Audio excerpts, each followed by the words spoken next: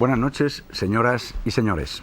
Buenas noches también a ustedes que comparten esta noche con nosotros en la tabla redonda para hablar de los mitos del fin del mundo. Nos preocupa en realidad el fin del mundo, pero ¿por qué? ¿Por qué no aceptamos que somos finitos? No aceptamos nuestra propia finitud. ¿Podemos saber en qué fecha ocurrirá nuestro final o el final del mundo? Esas son las preguntas de esta noche que no sabemos si tienen respuesta, pero sí que tienen por parte nuestra preocupación. A mi derecha, a la izquierda de ustedes, Andrés Ortiz Osés, filósofo y antropólogo, catedrático de la Universidad de Deusto. Su último libro se llama Filosofía de la vida. ¿Cómo acabará la Tierra? Jaime Julve, investigador científico del Instituto de Física Fundamental del Consejo Superior de Investigaciones Científicas. Y para hablar de las utopías, Pierre Furter, catedrático en la Universidad de Ginebra, escritor de temas especialmente dedicados a la dialéctica de la esperanza y a las utopías. A mi izquierda, a la derecha de ustedes, Julio Pera de Jordi, que es escritor, editor, investigador de temas esotéricos y que nos explicará el sentido esotérico, la lectura esotérica del Apocalipsis. ¿De qué habla el Apocalipsis? Nos lo comentará Antonio Salas, que es teólogo, que es el director de la Escuela Bíblica de Madrid. Y para terminar, el reverendo Christopher Lamb, que es consejero de Relaciones de la Comunidad de la Diócesis de Coventry y que además es teólogo y que es un estudioso de las religiones comparadas. La primera pregunta es para Andrés Ortiz, porque yo no sé si ustedes se han preguntado alguna vez por qué nos preocupa el fin del mundo, por qué existe el fin del mundo. ¿Estamos angustiados porque sabemos que todo va a terminar o porque nuestra propia angustia produce esa necesidad de los mitos? ¿Cuál es la causa de que existan los mitos del fin del mundo y ese interés que suscitan? Bueno, yo creo que fundamentalmente sería por la experiencia, ¿verdad?, que tiene el hombre de los propios límites del mundo. Hablar de fin del mundo, no lo olvidemos, es hablar de los límites del mundo. Así que todas las grandes filosofías y religiones nos hablan de que el hombre está echado, arrojado. Heidegger dice verfallen, geworfen, es decir, tirado. Un término muy querido por los gnósticos, que nos hablan de que el hombre está efectivamente tirado, arrojado a este mundo, frente a los cuales se alzan los agnósticos, que más bien divinizan el mundo. Pues bien, el fin del mundo tendría que ver, a mi entender, con esta experiencia un tanto gnóstica de una visión cuasi decadente del mundo, de lo mundano, como caquía, cuya mejor traducción podría ser caca. Vamos a ver, y dentro de eso, esa angustia que el hombre siente frente a esta finitud que tú dices y del gnosticismo que cree que estamos el hombre arrojado, sin embargo el gnosticismo también habla de conocimiento.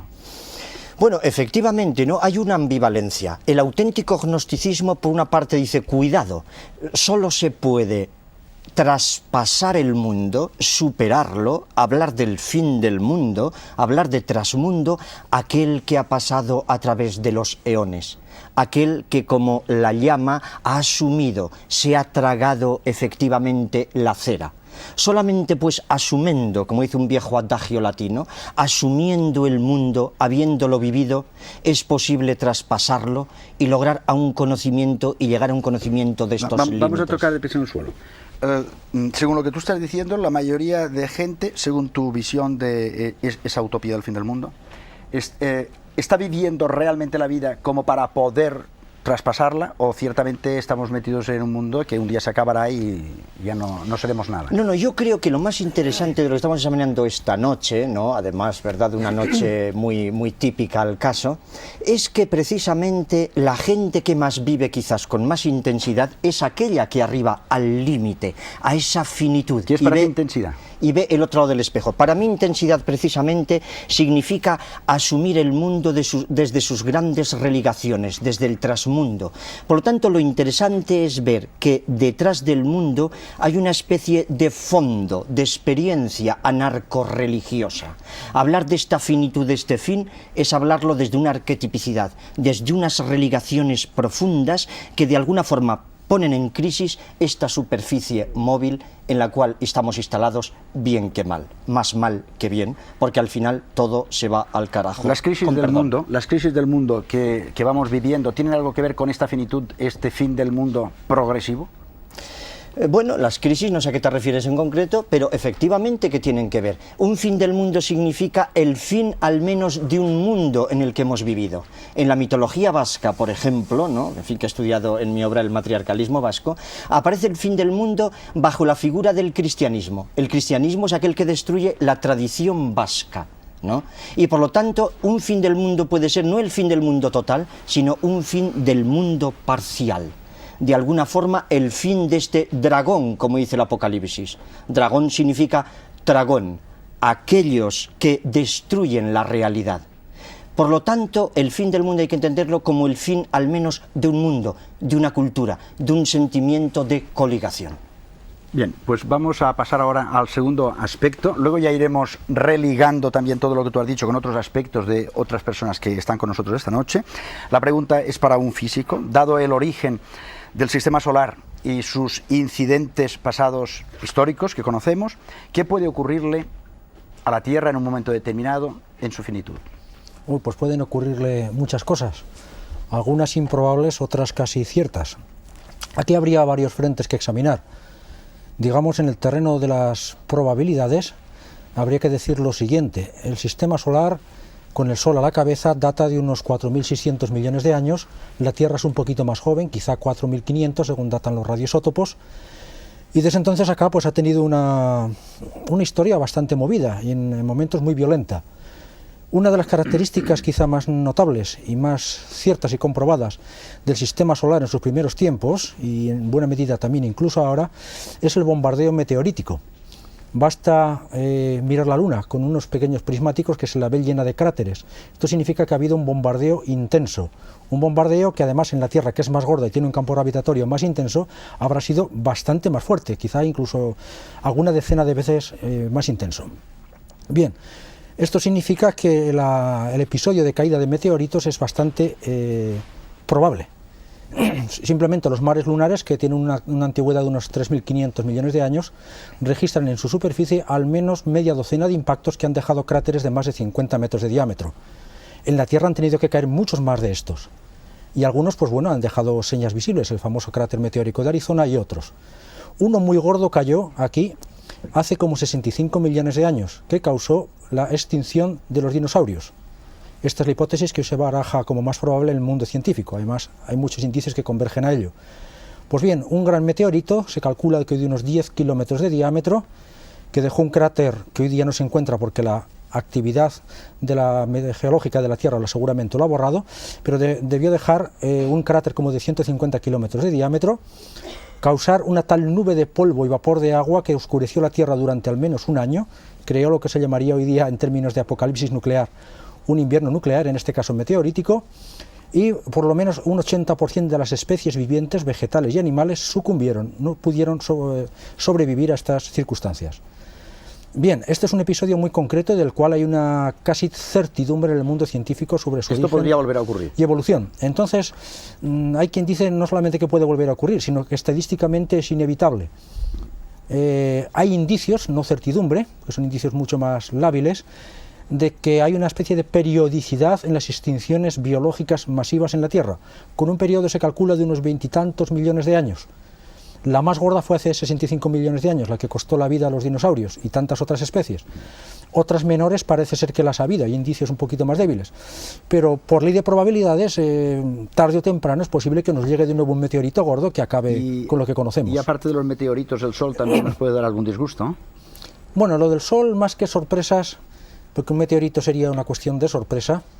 Entre paréntesis, me gustaría recordar que hace como un año, en el 89, allá por marzo, vino en los periódicos, un meteorito pasó muy cerca de la Tierra, un meteorito que se le calcula entre 200 y 500 metros de diámetro, pasó al doble de distancia de la Luna, unos 700.000 kilómetros. Fue observado únicamente por los astrónomos, ¿verdad? No cundió mucho, pero en términos astronómicos esto es pasar cerquísima, o sea que por un pelo, no la liamos. Bien, esto puede volver a ocurrir y existen probabilidades de que en lo que se calcula que viva la especie humana nos caiga otra vez. voy a la realidad. Bien, en cuanto al Sol, el Sol, digamos, sorpresas como tal, pues parece ser que no va a dar, no está previsto. Es un astro, es una estrella de buena crianza, de tamaño medio y pacífica esencialmente. Empezó a brillar pues, hace unos 4.600 millones de años con quizá un 30% menos intensidad que ahora. Ahora tiene el brillo y emisión energética que le conocemos, pero esperemos que no tenga sobresaltos. Lo que sí que es casi cierto, según la dinámica estelar que hoy día se conoce, que con el pasar del tiempo siga aumentando todavía su brillo y su intensidad. Se calcula que dentro de unos 500.000 años emita un 10% más de energía que la actual. Eso es suficiente para desencadenar un efecto invernadero autoalimentado en régimen de feedback que evaporará los océanos y acabará con la vida en la Tierra. Lejos de la ciencia y de todas estas primeras frases filosóficas que hemos escuchado, y moviéndonos en la especulación de la especulación, vamos a ver este reportaje con datos muy curiosos y con estas imágenes que hemos preparado ahora para ustedes.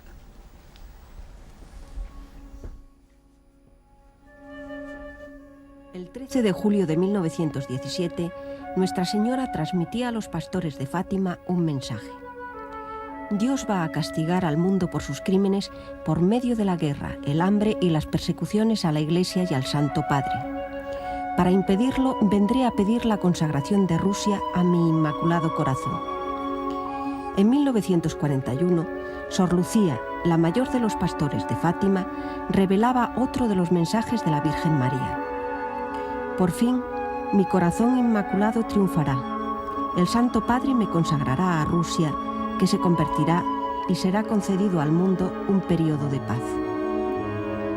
En diciembre de 1989, Gorbachov visitaba a Juan Pablo II y con su visita terminaba una persecución que para la Iglesia ha durado 72 años. Los expertos en profecías recurrieron a los antiguos textos para verificar unas predicciones que hubieran resultado increíbles tan solo un año antes.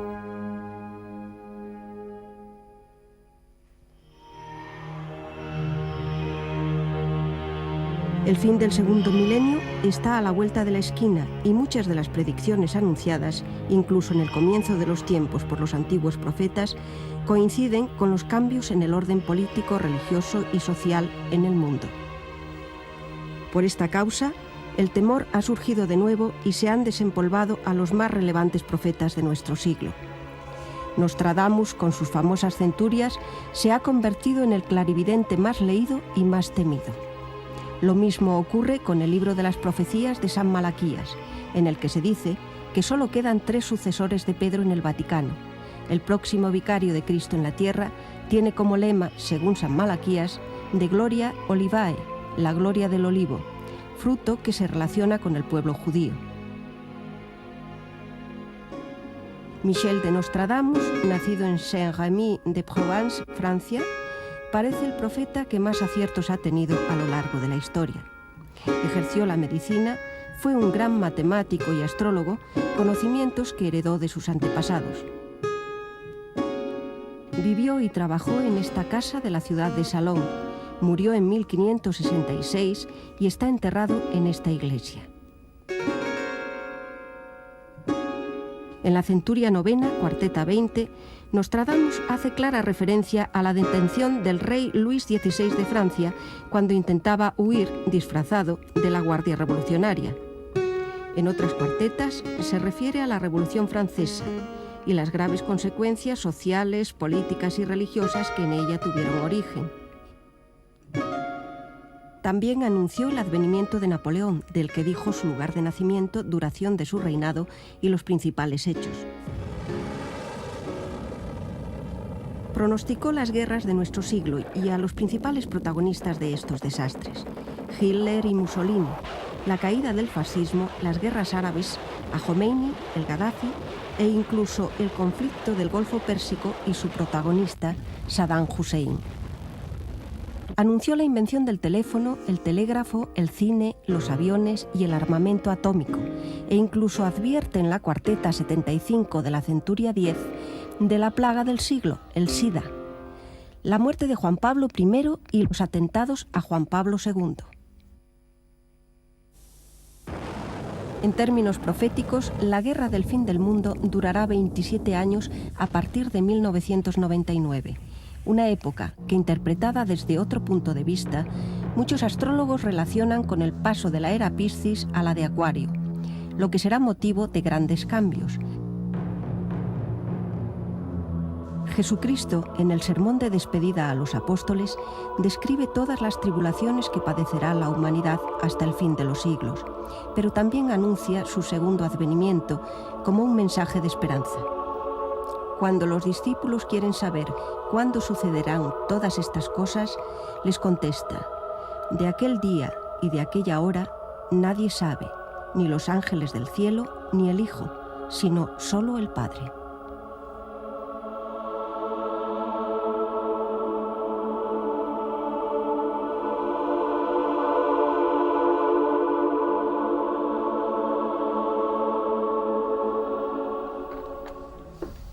Julio Pera de Jordi, las profecías hablan del pasado, hablan del futuro. ¿De qué hablan en realidad?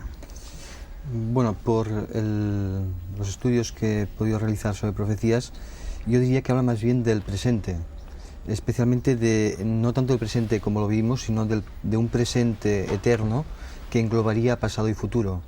Por eso una misma cuarteta o una misma profecía podría aplicarse a la Revolución Francesa o a hechos que aún no han ocurrido. Son más bien esquemáticas, son esencialmente simbólicas y son un poco como fórmulas que conviene rellenar. El intérprete lo que hace es rellenarlas. Yo no creo que Nostradamus hubiera visto nada de lo que va a ocurrir, sino que nos dejó un mensaje, nos dejó unos textos simbólicos que luego se han ido interpretando. Y desde el punto de vista bíblico, Antonio Salas, ¿las profecías de qué hablan? Desde un punto de vista bíblico, el profeta es el que intenta transmitir al pueblo los designios de Dios. Desde un punto de vista bíblico, la profecía está al servicio de un pueblo. Ahora bien, el profeta tiene que armonizar denuncia con anuncio. Denunciar lo que se hace mal, anunciar un mensaje de esperanza siempre y cuando el pueblo se vuelva hacia Dios. En el momento en el cual se brinda el anuncio, hay que proyectarlo hacia el futuro. La esperanza se ancla en el futuro y el profetismo invita a suspirar por la instauración de un reino en el cual habrá paz, armonía, concordia y amor. Pero lo esencial de la profecía estriba en afrontar el problema del momento, intentando transmitir al pueblo cuál es el designio de su Dios. Las profecías que se refieren, o que se dice que se refieren al fin del mundo, ¿se hallan en la Biblia? En la Biblia no hay ninguna profecía que hable del fin del mundo tal como lo entendemos nosotros hoy. En la Biblia, las profecías o vaticinios que aluden al fin del mundo se refieren al fin de este mundo en el cual impera el mal, el egoísmo, el desamor, ya que solamente así podrá instaurarse el nuevo mundo en el cual impere la concordia, la paz y el amor. Pero claro, para que comience el mundo nuevo, el mundo del amor, tiene que terminar el mundo viejo en el cual impera el odio, la injusticia y la opresión. Christopher Lamb, la lectura que hace Antonio Salas de las profecías bíblicas puede también homologarse con otras religiones. ¿Piensan exactamente lo mismo sobre el fin del mundo? ¿Creen que en la Biblia no está de alguna forma explicado o profetizado el fin del mundo? Hay imágenes sobre el fin del mundo en otras fes, en otras creencias, pero yo creo que lo importante es que organizan su pensamiento con calendarios distintos, de forma que nuestro sistema, con el que por nuestra fecha llegamos casi al año 2000, no tiene ningún significado para, por ejemplo, los mahometanos, para quienes solo acaba de empezar el siglo XV, ni para los judíos que están en el sexto milenio del calendario judío. Y lo mismo ocurre con los hindús. Entre los hindús, el mundo está continuamente terminando. Por lo menos si pensamos que 4.000 millones de años es poco tiempo, porque 4.000 millones de años es un día para el dios Brahma. y a eso le sigue su noche, que dura exactamente lo mismo, y después el mundo es recreado para su segundo día, etcétera, etcétera. Vamos a escuchar ahora 3 estrofas del canto llamado de la Sibila, que todos los años puede escucharse en las parroquias de Palma de Mallorca en la noche del 24 de diciembre. Los versos se atribuyen a Fray Anselmo de Turmeda, que había traducido los llamados signos del juicio puestos en boca de la Sibila profana eritrea. Lo canta Rafael Riera, de la Escolanía del Santuario de Lluc de Mallorca.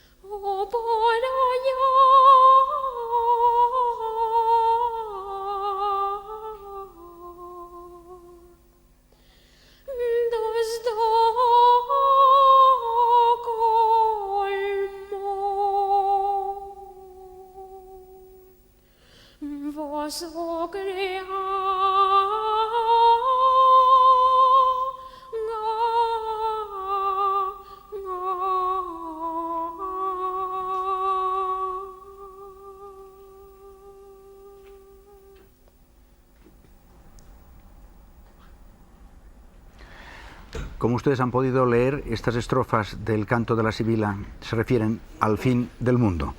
Andrés Ortiz, ¿por qué es siempre o casi siempre en el ámbito de lo religioso donde se proyecta o se habla del fin del mundo? Bueno, porque efectivamente yo creo que hay una vieja polémica, ¿verdad? Como diría pues un filósofo, Schleiermacher, una vieja polémica entre la religión y la política, entre lo religioso y el mundo y sus administradores, ¿no? En ese sentido ya decía nuestro Ortega y Gasset que para todo sacerdocio, para la casta sacerdotal, el mundo es como un mundo de rocío, que desaparece, que tiene fin al amanecer. Y el mismo Unamuno, que era un vasco muy religioso, decía, en realidad si miras el mundo, incluso la vida, cuasi religiosamente, te aparece tragicómica, porque el mundo para el que siente es trágico, pero el mundo para el que piensa es cómico. En este sentido te quiero decir que no tenemos que tener miedo en este momento de cultura democrática de hablar, yo diría, un poco positivamente, no apocalípticamente, pero sí un poco positivamente, recuperar un poco una visión positiva de la muerte, del fin, de la decadencia. Se nos ha enseñado de niños, sobre todo, ¿verdad?, en España, que, cuidado, gritar viva la muerte era fálico, era fascista, era fasciofálico. Bien, en un cierto contexto lo ha sido, pero sin embargo tenemos que recuperar democráticamente, religiosamente, un viva la muerte. Cuidado, la muerte no ajena, sino propia. Asumir la muerte, asumir el mal, asumir la decadencia. Eso es lo que nos regenera, como antes decíamos, porque no hay novedad, nuevo mundo sin muerte. Yo no sé si en el campo de las utopías realmente uno se puede conciliar con ese final que tú estabas hablando ahora. Pierre Furter, ¿cómo relacionaríamos mito del fin del mundo y utopía? Sí se puede.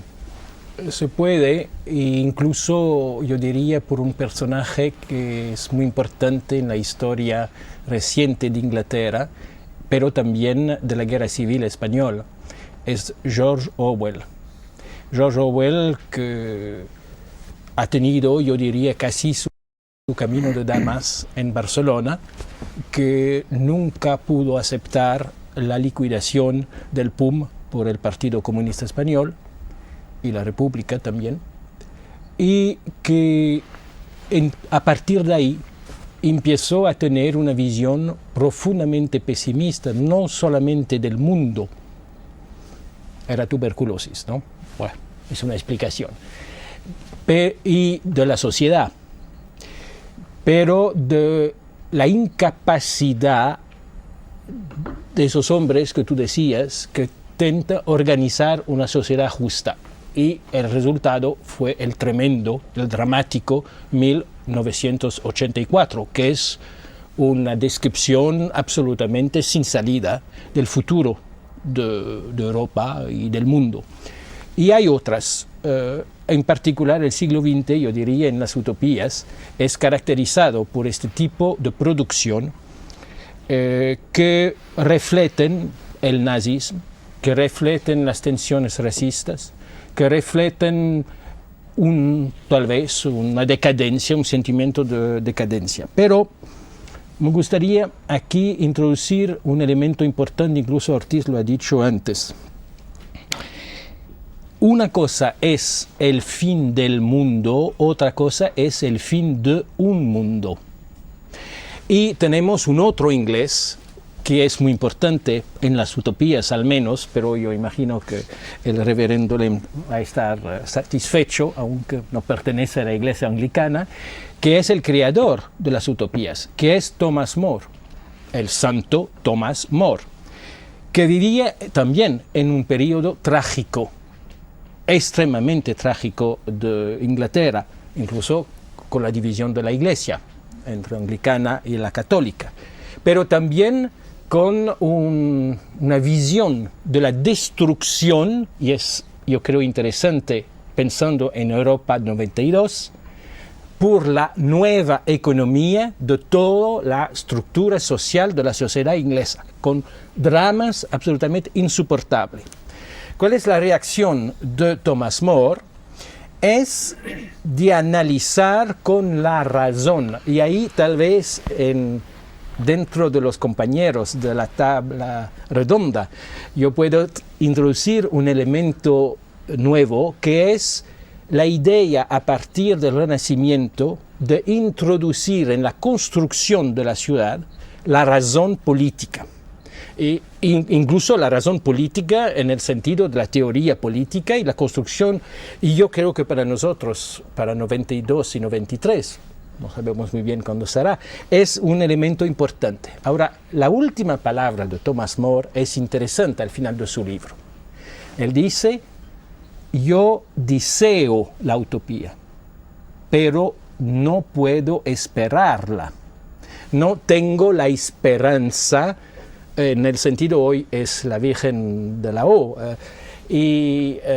Entonces, la noción de esperanza, esa certidumbre que los cristianos tienen y que Thomas More tenía, no en tanto en relación a la sociedad humana, a la construcción de la sociedad, hay indiscutiblemente una melancolía en Thomas More. Y yo creo que eso podría ser tal vez mejor que decir yo quiero la muerte, o no, es este sentimiento que es fatal y que vamos a ser modestos en ese sentido, ¿no? Antonio Salas, el sentido que está hablando él de la esperanza, una esperanza en un futuro. Cuando mucha gente habla del apocalipsis, está hablando justamente de una época apocalíptica de destrucción. Sin embargo, el apocalipsis tal vez tenga otra lectura, que no es justamente la destrucción, sino la esperanza. ¿Es posible esa lectura? Yo creo que no solo es posible, sino que es necesaria. Efectivamente, como acaba de indicar, en el lenguaje vulgar de hoy, la palabra apocalipsis tiene un sentido catastrófico. Sin embargo, desde el punto de vista etimológico, en griego, apocalipsis significa simple y llanamente revelación. Es una forma muy bonita de intentar infundir esperanza a un pueblo rayano en el desencanto. El pueblo judío llevaba siglos tomando el pulso al cautiverio y estaba a punto de desfallecer. Pero, ¿cómo alimentar la ilusión de este pueblo? Entran en escena siglo III a.C. una serie de autores influenciados por la literatura griega, los cuales intentan estimular su esperanza. Y dentro de este contexto de esperanza, surge la así llamada literatura apocalíptica, cuya tesis más o menos es la siguiente: no desfallezcan ustedes, aunque ahora estén sufriendo, sepan que el Dios de amor llamado Yahvé, en un futuro no muy remoto, se va a acordar de ustedes, va a intervenir. Y el pueblo se pregunta: ¿y esto cuándo ocurrirá? Para dar respuesta a estos interrogantes se va elaborando esta hermosa literatura cuyo nombre es Apocalipsis. Pero como decían muy bien, el Apocalipsis solamente se puede entender desde una teología de la esperanza. Christopher Lamb, desde el punto de vista de las religiones, ¿por qué siempre se ha relacionado el Apocalipsis con el fin del mundo? ¿Y de qué mundo? I think that the apocalypse Yo is creo always que el trying apocalipsis to bring home to people es algo que their intenta siempre responsibility recordar a for la the world as gente it is. su responsabilidad If you en look cuanto at al the mundo en el passages que in the viven. Quran, Si nos fijamos which en algunos speak with pasajes del Corán great violence que hablan de of forma what is muy to come, violenta con respecto of the sky a lo que está por opening, venir, the mountains los cielos se dissolving, the abren, earth las shaking, montañas se disuelven it's y la clear tierra that this tiembla, was intended está claro to shake que the people to esto whom Muhammad spoke se hacía para out of their que complacency, la gente con la que out hablaba of their sense Mahoma that, well, we olvidara are su happy, comodidad, we la are idea de secure que in what we are doing, tenemos so all una is well. seguridad y que nosotros estamos contentos y And the entonces todo va a ir bien. tries El to Corán lo que shock intenta them hacer es into a new asustarles understanding para que lleguen a entender mejor this is not so. que realmente And no it es says así. also there is an Además element of también hope there, hay un elemento de that at the esperanza end of ahí, time, porque dice que al final de los everyone who has tiempos done todos atom's weight lo que of good hayan will see hecho it. una cantidad suficiente de bien verán ese fin, mientras que todos aquellos que hayan hecho algo de algún mal también lo verán.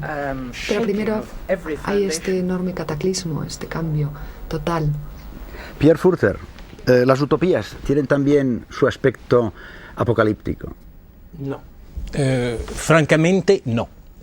La Apocalipsis pertenece a una literatura de tipo religiosa o mítica, y la utopía, como yo he dicho, ha nacido de la razón política. Pero el problema es que el hombre es complicado y que la utopía llama o utiliza la imaginación. Y por la imaginación unos mitos vienen dentro de la utopía y transformar esa razón política. Entonces yo voy simplemente a dar un ejemplo en relación incluso a la literatura política. Hay un mito fundamental, negativo, que es la Torre de Babel, y positivo, la Nueva Jerusalén.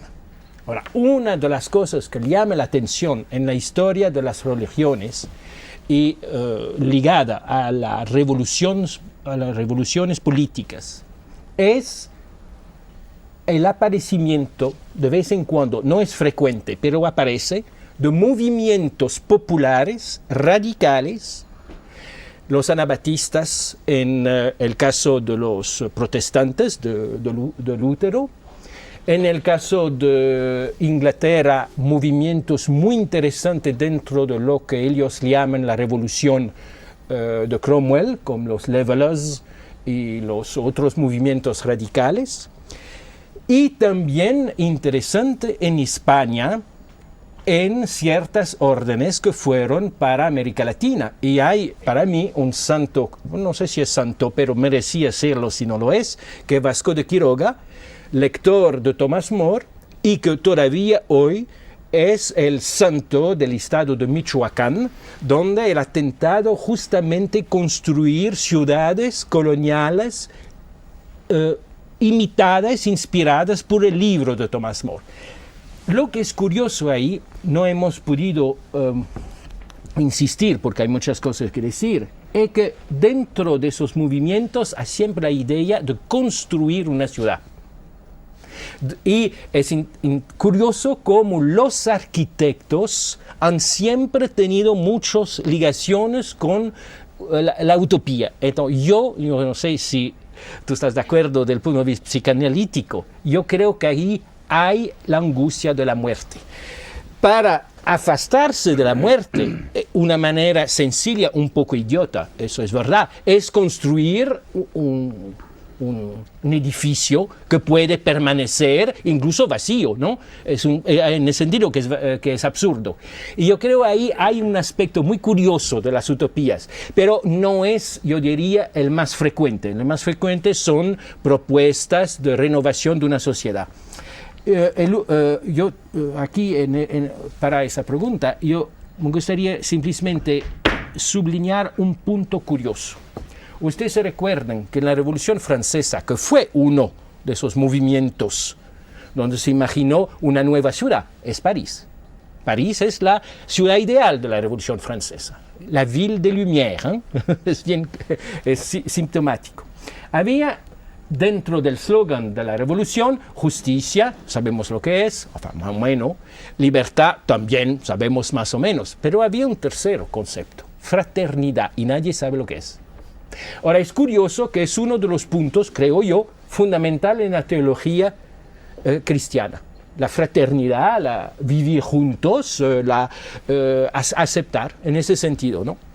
Y en ese sentido en el que él está hablando de política, de sociedad, de economía, estos días se ha estrenado en Turín una obra de Karl Kraus, una tragedia, se llama Los últimos días de la humanidad. Vean ustedes este reportaje que nuestro corresponsal en Roma nos ha realizado, Antonio Esteve.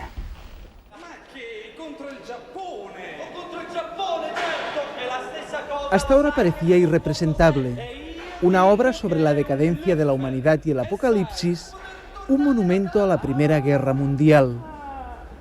Los últimos días de la humanidad es una obra escrita hace 70 años por Karl Kraus, que ha sido considerado como el más grande escritor satírico en lengua alemana. Y ha sido el director italiano Luca Ronconi quien ha asumido el desafío de poner en escena la más compleja máquina teatral que se recuerda. Un espectáculo irrepetible que ha costado 500 millones de pesetas, con más de 200 escenas y 500 personajes reales o inventados. Las representaciones se realizan en una antigua nave de la fábrica Fiat en Turín. El público de pie va siguiendo 4, 5 o 6 representaciones que se desarrollan al mismo tiempo.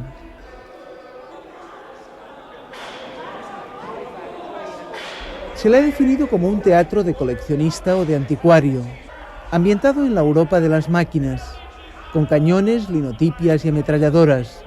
Todos son objetos escénicos fuera de lo común. Un par de locomotoras, vagones, automóviles de época que pertenecieron a Víctor Manuel III, bicicletas y uniformes. Todo el material es auténtico excepto los cañones, que han sido reconstruidos con material más ligero. Aunque esta obra no se podrá ver nunca más en las mismas condiciones, los promotores han decidido distribuirla en cintas de vídeo y venderla a las televisiones.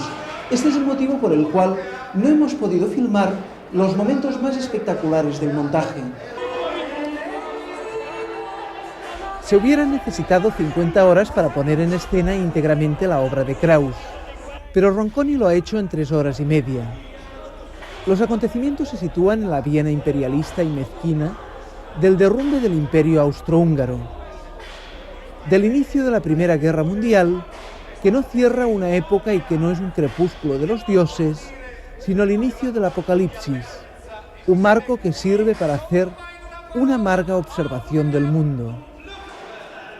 Según Ronconi, no se trata de un capricho ni de un ataque de megalomanía, sino que es poner en escena una profecía de nuestro tiempo, una crítica despiadada de los medios de comunicación y de la guerra bacteriológica. Los últimos días de la humanidad se convierte en una monstruosa farsa y en un gran delirio.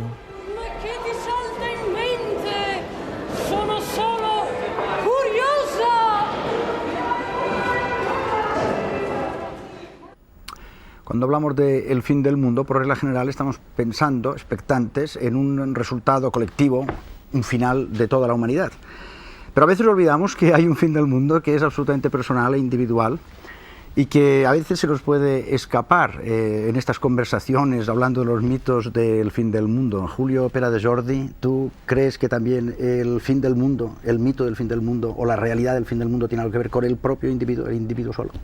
No, efectivamente, totalmente. Además, tomando un poco lo que se estaba comentando antes de la fraternidad, creo que nuestra visión del mundo y de nosotros mismos es sumamente fragmentaria y fragmentadora, y nos sentimos, nos vemos, nos creemos muy separados de los demás cuando en realidad no lo estamos.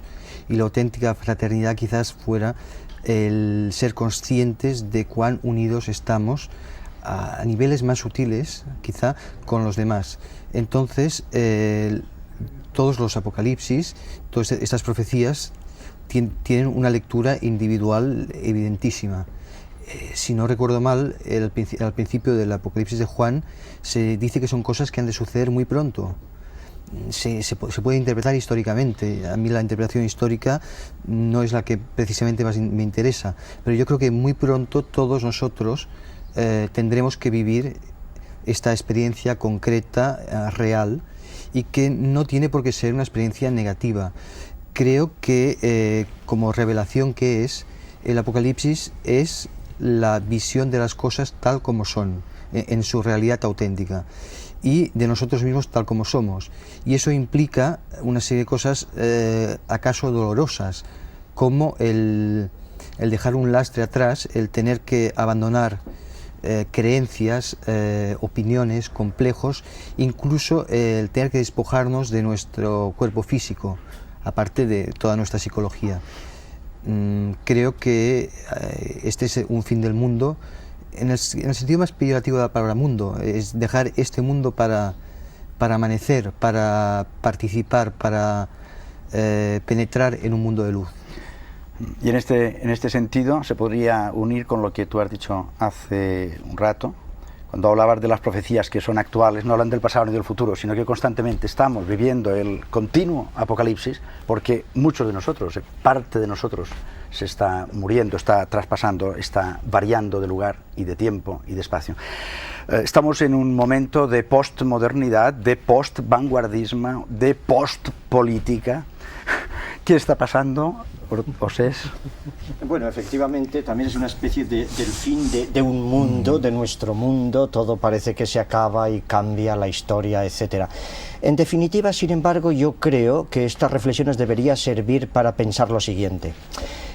Todas las culturas han exorcizado el fin del mundo, los griegos con la tragedia, el cristianismo con la dramatización, y nosotros hemos acudido a saltárnoslo un poco ligeramente la torera por encima, con banalizaciones, con ludismos. Yo creo que ha llegado el momento de implicarse, de un implicacionismo. Esto que hablamos aquí del fratriarcado, ¿no?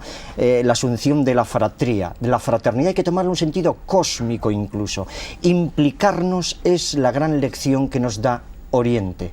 Para Oriente todo es uno, es la prédica de la unidad, mientras que para Occidente todo es único, la unicidad, la individualidad, la desconexión, la desligación. Necesitamos religarnos e implicarnos porque Dios mismo, si es que hay un Dios, y si no lo hay que inventarlo, está implicado en nuestros propios engramas, en nuestra propia historia y evolución de un modo u otro, latiendo y sufriendo, ¿no? Desde la misma línea y desde el punto de vista científico, ¿el hombre puede acabar destruyendo la Tierra?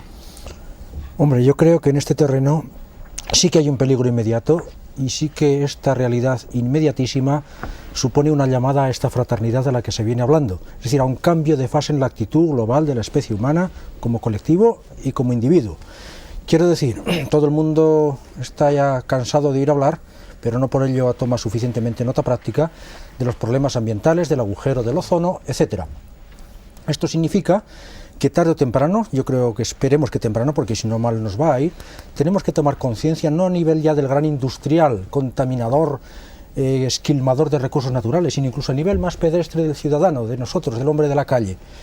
Y tenemos que aprender a relacionar hechos como que nuestro uso desmesurado del automóvil en el fin de semana, nuestro uso del aire acondicionado, pobrecito, no contamina, ignorando que su electricidad viene de una central nuclear o térmica lejana que sí que contamina, nuestra producción de gases contaminantes, etcétera, etcétera,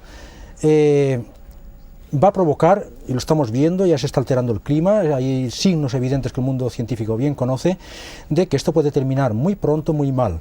Entonces, para salir de esta dinámica peligrosísima y cercana, que sí que por causa del hombre podría significar casi el fin de la especie, si no estamos atentos, o hacemos apelación a la solidaridad humana, a una cierta generosidad, a una renuncia de cada uno de nosotros, y esto supone un cambio de fase en la mentalidad, en la actitud, digamos, incluso espiritual.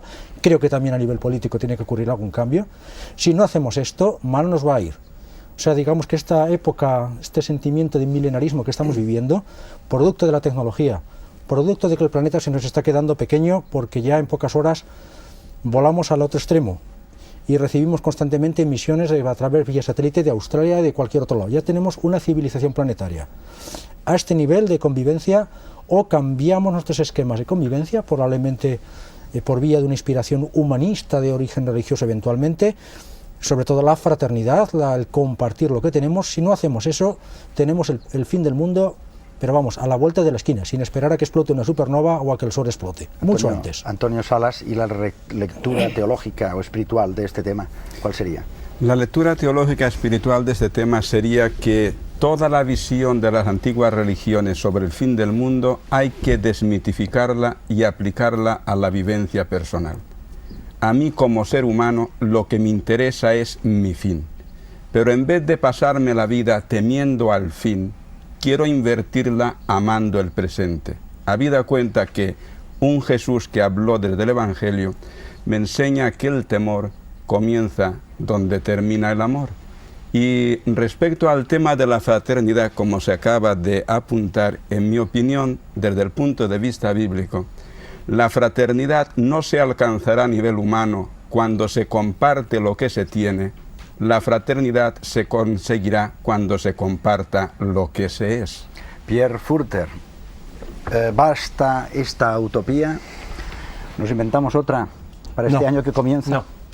Yo creo que estamos en un momento histórico en que, al menos, yo no quiero decir que profecía o que religión se terminaron, pero utopía yo creo que sí. Primero por banalización. La forma más corriente que ustedes conocen seguramente es la ciencia ficción. La ciencia ficción es la demostración de la banalización de que tú hablabas, de la utopía. Eso se puede hacer para divertirse, pero no es una respuesta a nuestra sociedad. Y después los científicos, los técnicos, son mucho más utopistas, tienen mucha más imaginación que los pobres intelectuales que quieren imaginar el mundo, ¿no? Ahora, yo creo que tenemos en nuestra sociedad problemas concretos. Yo voy solamente a dar uno, que es un problema que siempre ha preocupado a los utopistas y que es relacionado a la fraternidad, relación entre mujer y hombre. Eso nunca fue solucionado en nuestra sociedad hasta hoy. Y yo creo que eso sí es un problema. Y yo creo que en ese sentido yo veo utopía nueva, si tú quieres, ¿no? No escrita, pero vivida con tu mujer, con tu hija, etcétera, ¿no? ¿La utopía se puede vivir entonces? Seguramente, sí. En vez de escribirla, vivirla. Si no pueden vivir la utopía como una realidad, vívanla como un sueño. Y si no la pueden vivir como un sueño, vívanla como una realidad. En cualquier caso, vivan la utopía. Buenas noches, hasta el próximo sábado.